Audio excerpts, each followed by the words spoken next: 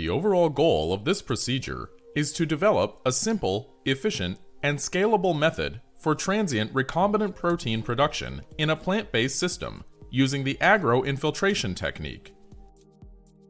This is accomplished by first optimizing plant growth conditions. The second step is to transform Agrobacterium with launch vectors that combine components of plant viruses and binary plasmids, followed by culturing the transformed Agrobacterium for use in the agro-infiltration experiments.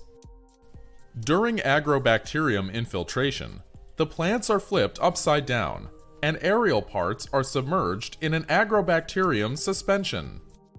A vacuum is then applied, causing air to be evacuated from intercellular spaces in leaf tissues through stomata.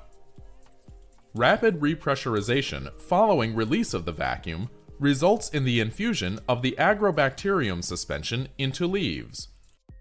Ultimately, immunoblotting and fluorescence assays are used to show recombinant protein production in the infiltrated plants. The main advantage of this technique over existing methods like manual infiltration is that the vacuum infiltration method can be scaled up for industrial production of recombinant proteins, including vaccines and therapeutic proteins. This method can help answer key questions in the plant biotechnology and further facilitate the use of plants as an alternative platform for commercial recombinant protein production.